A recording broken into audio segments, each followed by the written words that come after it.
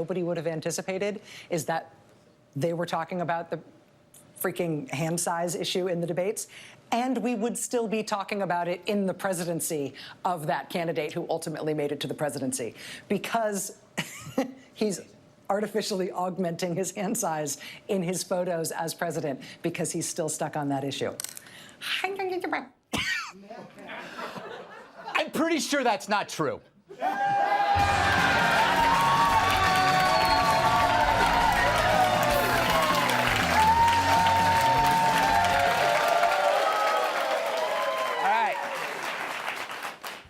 I want you to look at this video.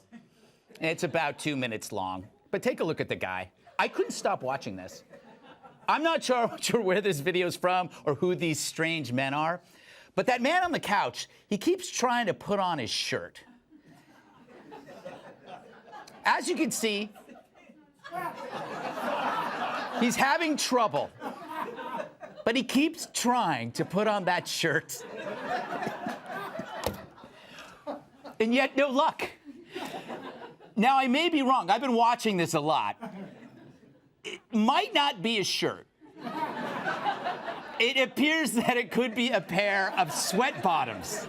I think it's a pair of sweatpants that he's trying to put on his head. But here's the thing, he doesn't give up. He keeps trying to put it over his head, even though it won't go down. You know, he kind of reminds me of the Democratic Party. And their goofy crew. How is that? How is that for a transition, huh? I just wanted to use the video. The Democrat candidates, they're all panderers, twisting and turning to appease the consensus media that demands you follow the script. Embrace socialism, cow to identity politics, punish the successful. Watch them go. We need to have Medicare for all. For people out there who like their insurance, they don't get to keep it? Let's eliminate all of that. Let's move on. I should be paying more taxes, and people who make this kind of revenue and of means should pay more taxes. Staying in the International Climate Change Agreement. I announced yesterday I would do that on day one. Would you commit to choosing a woman as your vice presidential running mate? I think that you will rarely see a Democratic ticket anymore without gender diversity, race diversity. I think it's something that we should have. So I'm not going to box myself in, but should I become it, you know I'll be looking to women first. Now, everybody's got their virtue signal, trying to say the right thing, even if it's completely wrong. It's getting hard for the left to keep up. Right, Dawn and April? When you see her blackness, but she is also South Asian. Her mom is South Asian, and her dad is Jamaican. April, Latino people are people of color, but they're not black. They're brown people. She is a woman of color, but she is a black woman. Okay, that's why I agree with that. I agree with that, but is she African American? No.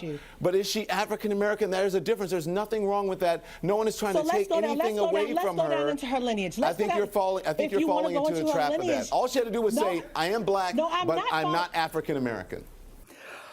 I love the two guys in the middle. Now, compare all this stuff to the guy currently in the Oval Office. He just doesn't give a. You do love your dogs, don't you? I wouldn't mind having one, honestly, but I don't have any time. How would I look walking a dog on the White House lawn? Would that be? Feels a little phony to me. Think about that for a second. Trump knows that America loves its dogs almost too much. And he's like, yeah, so what? Seems phony. To him, animals are for riding or eating or riding and then eating. But this is who he is. It's not new. We got more money. We got more brains. We got better houses, apartments. We got nicer boats. We are a hot, hot country. I'm president, and they're not. Rush Limbaugh, I think he's a great guy. He's a guy who can speak for 3 hours without a phone call. Try doing that sometime. For 3 hours he speaks. I am asking them to give you the Nobel Peace Prize. I said, thank you. Many other people feel that way, too. I'll probably never get it, but that's okay. They gave it to Obama. He didn't even know what he got it for. He was there for about 15 seconds, and he got the Nobel Prize. There is nothing better than a good old-fashioned German Shepherd. No idea what that means. But Trump broke new ground by being elected. People see President Obama as the first black president. Everyone thought Hillary would be the first female president. But Trump's the first us president, meaning he's kind of you and he's kind of me. He's not a politician, he's us. And for that reason, he's seen as a jerk by the others who aren't us. Because anyone who stands outside the consensus is considered a jerk. Anyone who believes in order, rules, borders, cause and effect, science, we're all jerks now. Anyone who believes in punishment, in profit, in competition, companies, we're jerks. Jerks get stuff done, and then stuff gets done to them. Hence all the tell-alls about Trump. Jerks make great subjects. The latest one now by Andrew McCabe has him admitting to launching a probe into the president. Why? Because Trump's different. He's no boring civil servant in pleated khakis, quietly weeping to Dave Matthews in his slightly used Toyota that stinks of hand lotion. No, he's the orange skunk at the garden party, piercing the elitist bubble. So McCabe thought there's no way America could have voted for this jerk. This has to be the work of the Russians. No, it was the work of Americans who wanted someone like him. You know, a billionaire. Clapping for a billionaire. All right. Or what the haters call jerks. Trump really is the Rosa Parks of jerks. He's opening the door for future political candidates who refuse to do the same old crap, like getting a dog or kissing a baby or reading to children. I hate all that stuff. Which means I could probably never be president until now. Trump has shown you that you can win without the phony BS. Trump's your rich uncle who couldn't give a crap. The Dems are the opposite, sanctimonious grad students lecturing you on evil capitalism as a trust fund pays for their weed. But political fakery exists because we expect it. We know it's phony, but we pretend it's real. I would say it's like pro wrestling, but Tyrus would crush me like a ladybug between his thumb and index finger. Yes. It's real. And the media plays along, turning every issue into a phony game of team sports with just two sides. But on the outside of all of this are jerks. Every day society becomes more intolerant of them. Anyone who isn't part of the universal consensus is doomed. So among the Dems, so far, it's the usual pander bears who speak out of both sides of their mouths, revealing a spine as flexible as the elastic around Michael Moore's sweatpants. They should change the name of their party. Hi, you know us. We're the desperate party of America. We'll do whatever it takes to get elected. Like saying whatever you want to hear, so you feel comforted that we're just like you. I believe solar panels are the key to our future, which is why we promise to use them to expand fracking all across the country. For years, I arrested people for doing drugs. Now I do drugs. Have I ever smoked weed? Nah. Back then, it was called crack. When it comes to legalization, we need to respect states' rights, except when it comes to babies. Screw their rights. I believe we should tax the super wealthy. Unless they're the super wealthy who hate Trump. You guys are good. Walls don't work and are immoral. To hear more, come to my private fundraiser at the Hyatt Ballroom. Just present your ID at security at the wall gate in front. Border security is the most important thing, which is why we'll provide slingshots for all Americans. Possibly a boomerang if the budget allows. But the most important thing about the desperate party? Your health care will be free. Your dry cleaning will be free. Arson will be free. Everything will be free. Except for porn. We're gonna tax the out of it.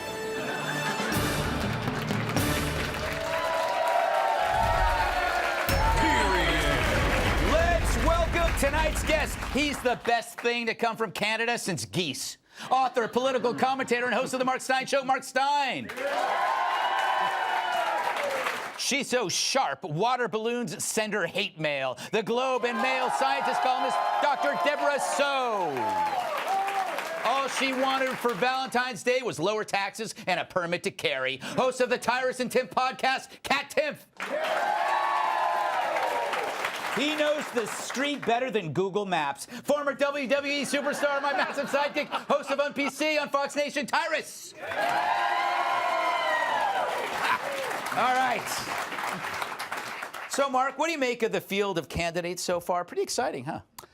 Yeah. I like Kamala Harris with her smoking marijuana and hearing Tupac and Snoop Dogg. Right. And then they found out this, when she was in college smoking marijuana, this was 6 years before either of them had released a record. And I know you know all about this, because they always say, like, marijuana is a gateway drug. I hadn't realized it was like the gateway to the time-space continuum. And so after she said this, I smoked marijuana, and I heard Tupac's 2022 comeback album. Oh, wow. And then I smoked too much, and I heard your 2037 Christmas album, where you do a really sort of frankly creepy version of Santa Baby.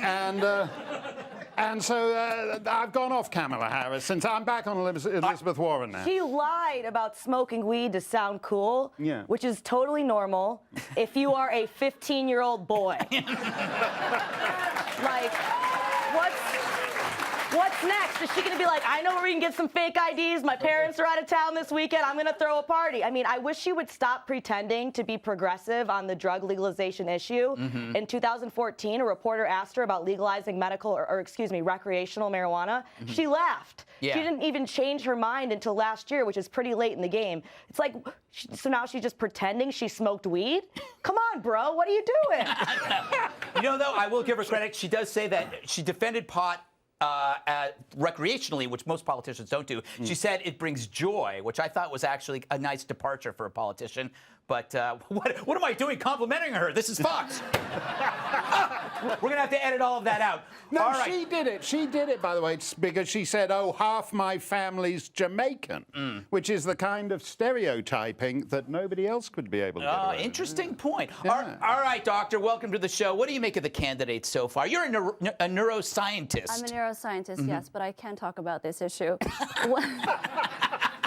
When I look at them, it's kind of like a grab bag, but it made me think of a boy band. Because in a boy band, you have the different personas. You know, you have the really sweet, sensitive one. Yes. You have the edgy bad boy. In this case, you've got, you know, the pro-legalization one. You've got the male feminist. Yes. You've got the female person of color, even though she's only 1,000th Native American on a good day. Yes. And then you've got the one, well, a couple of them are pro-socialism. So, you know, it's kind of ridiculous. I'm a liberal, but when I look at this, I think it's pretty ridiculous how they're all trying to outdo each other. Right. At the same time, I think, you know, if people are really set on going up against Trump, they're going to vote for them anyway. Yeah. Edit out that part where she says she's a liberal. Thank you. Tyrus, what do you make so far? It's beginning to be kind of exciting, isn't it? Like paint peeling, yeah. There's nothing more than uncool people telling you how cool I am. Here's a little, if you have to tell somebody you're cool, you're not cool. Like, every time I see Cory Booker, and I honestly wish the brother well, I really do. He is the most uncoolest dude trying to convince you that he's cool. Yeah. Like, Maddow put him in a thing like, will your running mate be a woman? Well, I don't want to be in that box, but if I was gonna, it definitely would be one of my, no, I'm gonna take the best person, get off me, girl. Yeah. That would have been the right thing to say. Yeah. But he didn't know what to say. That's what you say if you're cool. Yeah. And if Kamala smoked, she really did, when they asked her the question, she'd be like, that's a great question. What? Yeah. Then we would have been like, did that, I would vote Kamala's for her. cool. Yeah. She smoked on national TV. What? But they'll say, yeah, I smoke. I'm hip. I know the Macarena. Like they. I love that clip you showed where they're arguing about whether she's black or brown or a little bit black, a little bit brown. We don't quite know how to categorize her. And under the laws of identity politics, these are more complicated now than the Nuremberg I'm laws. actually, to cut you off, as someone who's, I'm actually think that's amazing because it didn't used to be that way. But get your black ass in there. Oh, sorry, sir. You said black. My mother, family secret was Dutch. Can I go? Hell no. Get your yellow black ass in that room. So I think we've come a long way. It's actually, I'm glad now we're breaking it down. Oh, black Jamaican, you may go. I personally, as a person of color, I think it's racist to be so obsessed with someone's background. Who cares at the end of the day, you know? It's true. I think. Did I tell you she's a neuroscientist, huh? What else went down this week? I heard something about a wall. Let's talk about that a little.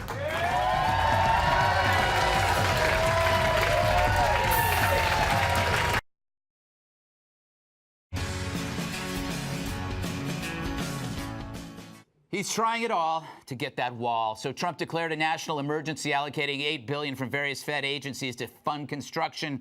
Talked about it in the Rose Garden on Friday. I wonder, in declaring a national emergency, will he then be sued? We will have a national emergency, and we will then be sued, and they will sue us in the Ninth Circuit, even though it shouldn't be there, and we will possibly get a bad ruling. And then what? And then we'll end up in the Supreme Court, and hopefully we'll get a fair shake, and we'll win in the Supreme Court, just like the band. They sued us in the Ninth Circuit, and we lost. And then what? And then we lost in the appellate division, and then we went to the Supreme Court, and we won. All right. I don't know if he's president or Dr. Seuss. Now, he only got a little over $1 billion in the budget. They could try Ted Cruz's idea, take the money seized from drug lords and pay for the wall that way. El Chapo's, they like that. I don't know how you do it, but El Chapo is said to be worth $14 billion, and that's a lot of wall. But Trump also took the wall campaign in a different direction earlier this week. Today, we started a big, beautiful wall. The walls that they were building were so unattractive and so ugly that walls got bad names. We're getting a beautiful looking structure. You see what he's doing? He's making the wall sexy. Because sex sells, so why not use it to sell the wall? Hey there. Are you looking for the hottest border security this side of the Rio Grande? Do you love long, beautiful slats, raw, naked steel, and sexy barriers that are see-through in all the right places? Then you'll love the all-new Southern Border Wall. Perfect for stopping the illegal flow of narcotics, criminals, and migratory land mammals. Because it can't be penetrated. Hear what other famous walls are saying about the Southern Border Wall. Fenway Park's Green Monster says, I would totally bang that wall, bro. Says the Great Wall of China. 你好，如果你被救强醒了，给我打电话。 And the Great Barrier Reef says, I haven't been this turned on since I had that three-way with those tiger sharks. So call now because one way or another, these bricks are getting laid tonight.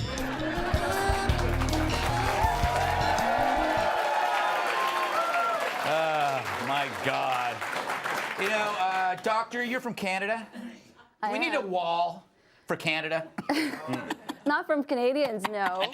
But you know, with this issue, I wish that people could just talk openly about it. You know, as I mentioned, I'm a horrible liberal, but the way that liberal journalists cover this is as though people who are in support of the wall are all racist, xenophobic, bigoted, anti-immigration. And I don't think it's fair to conflate everyone who's concerned about security with any of those things. Yeah, because the thing is, if you are, let's say, if you are a liberal, you can applaud. If you are a liberal, you want to have a really beautiful safety net, but you can't have a beautiful safety net if you don't have a border, because then no border, beautiful safety net creates total chaos, right, Kat? I guess. Why did I go to you? Why would you go to me? Whenever we talk about the wall, it just feels like a personal attack. It is.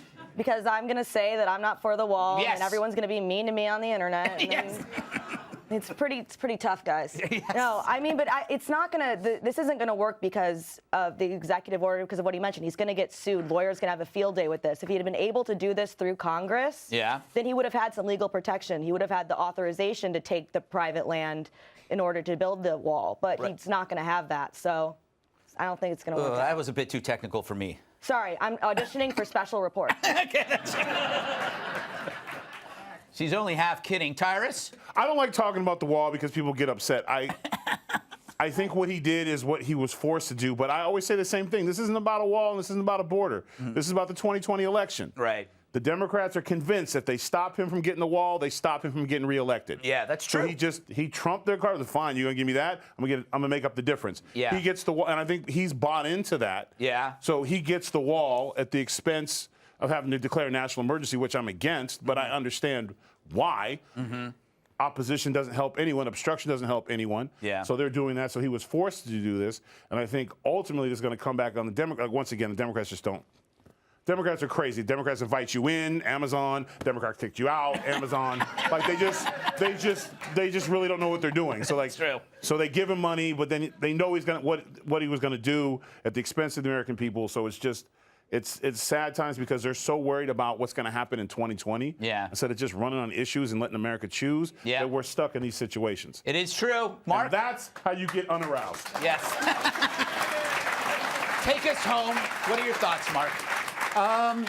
I can't get the "They're Gonna Sue Us in the Ninth Circuit" song out of my head now. I'd like to be, and I particularly when they get to the verse about and they're gonna sue us in the appellate division, I like that. I would like to be listening to the "They're Gonna Sue Us in the Ninth Circuit" song while smoking pot with Kamala Harris and watching bricks getting laid. Yes. I think that would be the ultimate American experience. You said, should we have a wall on the Canadian border? Obama had that in the stimulus. Really? Yeah, he seized farmland on the Vermont-Quebec border where they get two cars an hour. Anyone here from North Troy, Vermont? Anyone? Stand up. Don't be shy. No, exactly. There's no Show one there. yourself. They get 2 cars an hour. My God, somebody stood up and she's naked. And he Thanks, put this Greg. thing. He put this thing like he widened that. He put this thing like the Spaceship Enterprise in the middle of the Northwoods. They widened it to 8 lanes for 2 cars an hour. Yeah. That's 1 lane for each car and 6 for the Department of Homeland Security to go bowling in. I mean, this is like on the Canadian border. We will have a wall. We'll be walled out long before any Mexicans are. That's just the way they do things in Washington. All right. Well, on that note, let's move on. What exactly is this newscaster doing? She's stripping. Well, I guess I killed the suspense of that story.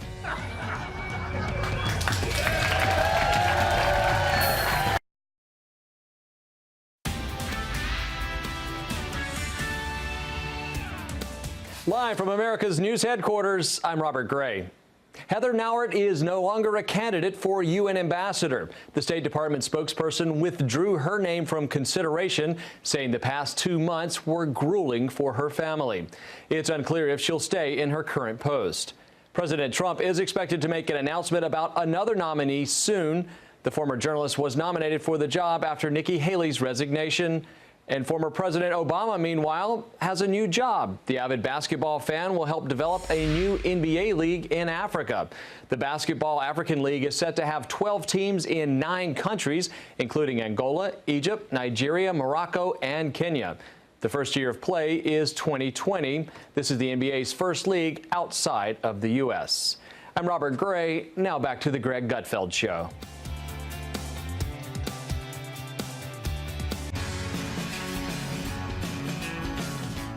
Can baring your skin help your side win?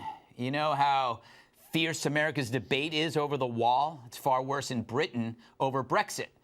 That's the decision for the UK, which stands for the United Kingdom, Cat, to leave the European Union.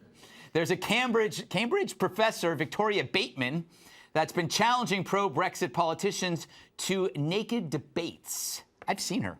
And because that's news, one of the panelists on a show at Sky News introduced the story this way. So in tribute to Dr. Bateman, I've decided to follow suit. Every time we talk about Brexit, just to make sure I get noticed around this table. Go, Rachel. Ferrari's speechless. You look good. Now, I'm not doing that here. Oh, come on. Maybe Monday on the 5, but not here. Look, Mark, sometimes people do crazy things when they're passionate about a cause, whether it's Brexit or maybe cats. I thought I saw a pussycat creeping up on me. I did, I saw a pussycat as plain as he could be. He's watching you. I thought I saw a pussycat. I thought I saw a pussycat. I know I saw a pussycat. I did, I saw a pussycat. I did. He's watching you.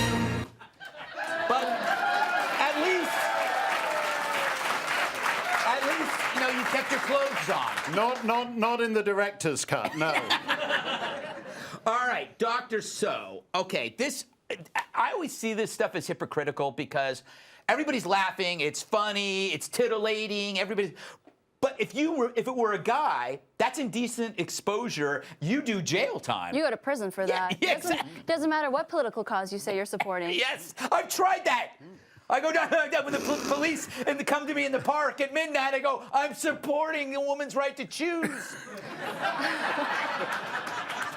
The thing is, so she says this is about feminism, and she has actually gone to conferences wearing nothing but, British pound notes on her bits. Yes. I'm a former sex researcher. I'm all for sex positivity. I'm all for women, being proud of your body. There's no shame in nudity. But as a scholar, I don't feel it's appropriate. I don't feel like this is going to help female academics be taken more seriously. If anything, I think it's going to hurt them. Yeah. And she talks about how women's bodies are only for sex and babies. Well, like you said, for men, they're not running around showing their things either. Yeah, thank God for that, Tyrus. If I did that, I would be frog marched out of this building. Yeah. They wouldn't even give me time to put my clothes on.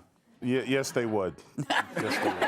No, they would throw. No, they would. They would throw a. They would 100%. They would throw a blanket over me. As a guy who's formerly in security, the first thing would be, "Sir, please don't make us tase you. Put the clothes on." But you know what? What if a man happens to enjoy a good tase? Do you have a question? This is a really difficult show for me. There's nudity and stop it. Voiceovers. Just get to the point. Does this help a cause or hurt a cause? I feel no matter how I answer this, I'm sexually harassing someone. Okay, they don't. So I'm not going to answer it. I'm just going to say, good for you. No. You should have said, "You go, girl," because that's what you say to everything. No, I do. What? No, I mean not you. When the hell have you ever heard me say, "You go, girl"? No, I'm saying that is a complete fabricated lie. That's fake news. I ain't never in my life, in any form of my time in this planet, said, "You go, girl." You can't even say that without a snap. I meant the general you. I'm not a general nobody. I'm me, and I don't say, "You go, girl." All right. Mark, out your damn mind. Just don't put that on me, Greg Gutfeld. Mark, help me. You go, girl. Even with a Canadian accent, it doesn't help it. Kat, won't guys encourage this as political enlightenment in order just to see a naked lady? I gotta be honest, Greg. What? My dad is watching. Yes. And I just want to say that it was very difficult for me to come up with talking points for this story because I have never actually seen a naked person. Oh, amazing. Not even myself. Really? No. Really? No mirrors? No, I shower with a bathing suit on the way the Lord intended. And not a bikini, a one-piece. Oh, fantastic. In fact, I don't know what a bikini is. What's a bikini, Tyrus? Bikini's something you put over your head when lightning strikes for lying. Don't think I can get through here. All right. We got to move on. She threw a chair off a balcony 40 stories high. What happens next? We discuss at length while you listen quietly and coo over my hair. Look at that.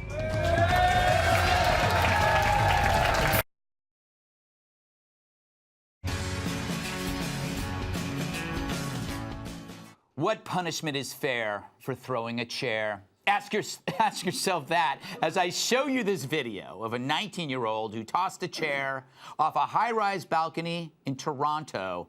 There's no sound on tape, but watch anyway.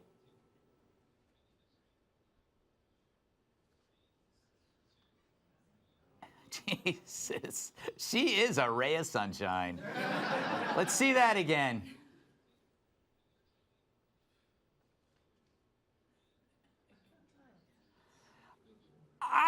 That is unbelievable to me. That video got shared on social media. Toronto police went out and said, "Hey, crazy person, turn yourself in." And she did. She was charged on a few counts, including mischief endangering life, which in Canadian law means if you did something that puts people in danger, you could go to jail. Thankfully, luckily, nobody got hurt. But will that, or should that, lessen her punishment? For more, we turn to our legal expert, Larry. Larry, if no one got hurt, should that lessen her punishment?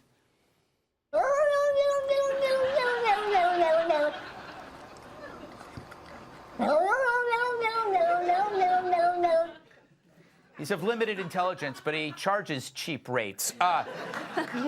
Doc, there's a lot of science out there that says the person you are when you're 19 is not the person you are when you're 29, and we're all like, her brain's not fully formed. How do you punish somebody like that? What do you do? I mean, that's fair to say because the human brain doesn't actually develop until your late 20s. However, I live in Toronto. I want to say, I hope all your viewers know, not all Torontonians are this idiotic. Yes. And actually, our mayor actually denounced her behavior and also called it quite stupid. Yes. But, you know, the fact that when you look at her behavior when she left the courthouse, so who thinks it's a good idea to throw a chair off the, what is it, the 45th floor? Right. Into oncoming traffic, then to also have it filmed, and then to put it on social media. Yes. And the fact that she was grinning to reporters as she was leaving the courthouse, that's what I would find concerning, the fact that she doesn't feel bad about it. See, that is amazing to me, Mark. What kind of punishment do you think? And do you think her punishment should be mitigated by the sheer luck that no one died? No, I don't. But we live in an age when people, who you are at 19. So if at 19, like all these in Virginia, where, you know, the entire Democrat Party at 19 were woke mammy singers, I don't even get that. But that's who they are when they're 67. Doesn't matter. You don't change. Liam Neeson had a bad thought when he was 19 and about some guy who raped a friend of his. And like 50 years later, he's not allowed to have a different... So who you are now, this 19-year-old will be the chair for... By the way, you're wrong. Don't believe Dr. So. Chair throwing is a Canadian tradition. When you're it's a rite of passage. There's nothing else to do. It used to be in the last bit of the curling. If you've ever watched curling, they used to throw the chair. I don't believe that. To lob the chair across into the apartment across the street. All Canadian kids do it. Celine Dion came home the other night, walked into her living room, and it was full of Gordon Lightfoot's furniture. She had no idea where anything had gone. I don't believe that. No, everybody... Although, I admire the fact that you mentioned Gordon Lightfoot. One of the most underrated Canadians, right? All of us Canadians are underrated, Dave. Except for Nickelback. Tyrus, do people change? I don't care what she changes or when she changes. I just know that she and the person filming and everyone involved should be charged with manslaughter. Her lawyer tried to use the ridiculous excuse that it was peer pressure. Yes. You're gonna feel some peer pressure when you're in prison, Ma. There's gonna be some peers pressuring you to do some stuff you didn't think you had to do. Not only that, the fact that what kills me about social media now is Twitter and Instagram, although they're inconsistent, if you say something bad or terrible about somebody or make a comment, they will take your post down right away. Right. Or if you want to post a video on Facebook, you usually get a thing that says it's being checked to make sure it's not copyrighted or anything wrong. Right. Where was, I believe it was YouTube on this, to where somebody could have been killed, many people could have been killed, the accidents could have been horrible. Not only would you have scared the life out of whoever hit their windshield, they would have peeled off into somebody else. And there was a diesel down there when they're driving, so it's the act. It's attempted manslaughter. So I don't see any other defense than just plead it out, because she should, and I believe the sentence is up to life imprisonment for the really, because Canadians make things a lot longer than it needs to be. It was like attempted mischief of unharming a civilian. Manslaughter, Jack. She attempted to hurt somebody, she should, and the person filming is just as culpable. Yeah. What do you think? I don't give a damn what she's gonna be like when she's 29. Yeah, Really Kat, have you ever done anything close to that? No. No. But I do think that we're being too hard on her. Really? We don't know what happened. Maybe that chair, like, slept with her boyfriend.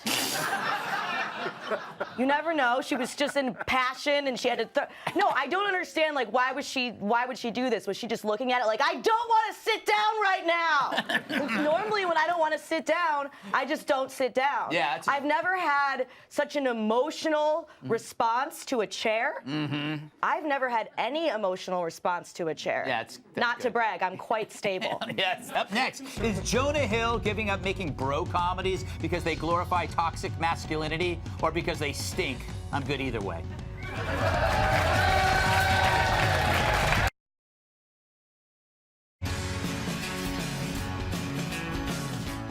Is Jonah Hill a feminist shill? I speak of that odd-shaped actor who became famous for his roles in so-called bro films like Superbad and Knocked Up, but now he's changed. Yes, he says he wants his future projects to, quote, challenge traditional masculinity. Good for him. This week at a film festival, he said, quote, I'm learning I've got to unlearn a lot of stuff, and maybe some of the people that liked Superbad will come with me on that journey. Oh, it's always a journey. Of course, he was promoting a film he directed which challenges traditional male roles. And this got me thinking, how would Jonah Hill remake other classic movies? You know, like Die Hard, that might become something like Stretch Gently. You know, one of the great movies of all time, Predator, would be called Therapist. There it is. And Dirty Harry, one of the best, would be remade as Slightly Unkempt Aiden. Everybody's named Aiden now, Tyrus. Oh, this is my son Aiden. Aiden this, Aiden that. Shut up, I don't care. Masculinity is now a disorder, apparently. Yeah, I got it like 3 or 4 times. I got a fatal case of masculinity. I'm gonna keep it. I'll take it to my grave. Look, this is what bothers me. I fight, one of the things I do about comedy and humor is I feel like it needs to talk about situations like toxic masculinity or racism or sexism or misogyny, whatever. Yeah. That's what humor does. It makes us laugh at real life things and bring us together where we can all make jokes and understanding about different ways of looking at things. So you always want to support artists when they do those things. Yeah. And then you have someone who's trying to make a change. Yeah. So he now wants to bash everything he did before because he wants you to watch his new movie now. Yeah. And that's what I have the issue with. It's comedy. Superbad wasn't a documentary on how to behave and have friends. Yeah. You know what I'm saying? Like, and Jonah Hill, with all due respect, sir, I don't think anyone's ever accused you of being toxic masculinity.